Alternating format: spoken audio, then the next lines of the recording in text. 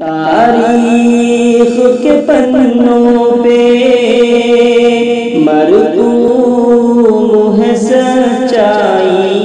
السلام علیکم ورحمۃ اللہ وبرکاتہ۔ 10 محرم الحرام کے روزے کی اہمیت، آج ہم اس پر تھوڑی بات کریں گے۔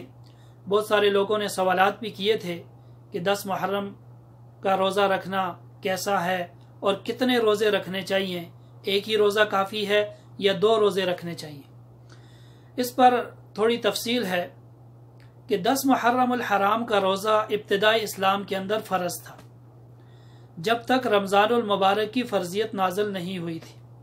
جب رمضان کے روزے فرض ہو گئے تو 10 محرم کے روزے کی فرضیت ختم ہو گئی۔ آپ صلی اللہ علیہ وسلم، صحابہ اکرام 10 محرم کو روزہ رکھا کرتے تھے۔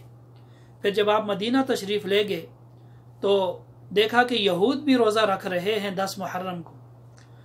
تو آپ صلی اللہ علیہ وسلم نے یہود سے پوچھا کہ آپ 10 محرم کو کیوں روزہ رکھتے ہیں؟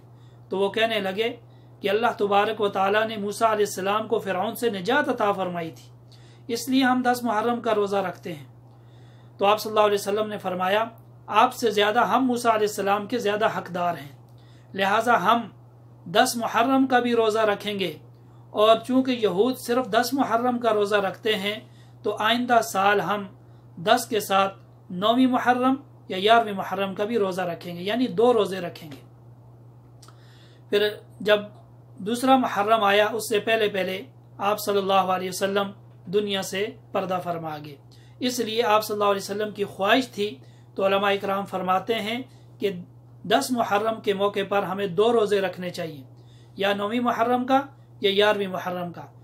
لازم جو ہے وہ 10ویں محرم کا روزہ ہے، اور اس کے ساتھ ایک روزہ اور شامل کر لیں۔ آج کل کے دور کے اندر بعض علماء یہ بھی فرماتے ہیں اگر کوئی صرف ایک روزہ ہی بھی رکھ لے تو یہ بھی کافی ہے، لیکن یہود کی مشابہت سے بچنے کے لیے اور آپ صلی اللہ علیہ وسلم کی خواہش تھی کہ ہم آئندہ 2 روزے رکھیں گے، اس لیے 2 روزے رکھنا افضل ہے۔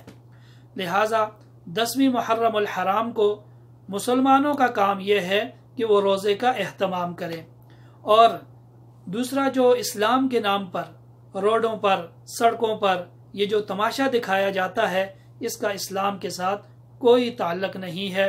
مسلمان کا کام ہے 10 محرم الحرام کو روزہ رکھے، اور یاد رکھنا 10 محرم الحرام کو صبح کے وقت اپنے خیمے کے اندر بیٹھ کر حضرت حسین رضی اللہ تعالی عنہ نے قرآن کی تلاوت کی، اس لیے 10ویں محرم الحرام کو روزہ رکھنا، 10ویں محرم الحرام کو روزہ رکھنا نبی پاک صلی اللہ علیہ وسلم کی سنت ہے، اور 10ویں محرم الحرام کو صبح کے وقت اپنے گھر کے اندر بیٹھ کر قرآن کی تلاوت کرنا یہ حضرت حسین رضی اللہ تعالیٰ عنہ کی سنت ہے۔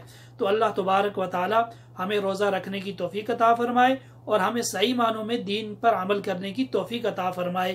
ہر قسم کے بدعات، خرافات سے اللہ تبارک و تعالیٰ ہم سب کی حفاظت فرمائے، آمین یا رب العالمین۔ بات اگر پسند آئے تو اپنے دوستوں تک ضرور پہنچائیں۔ اللہ آپ کو جزائے خیر عطا فرمائے۔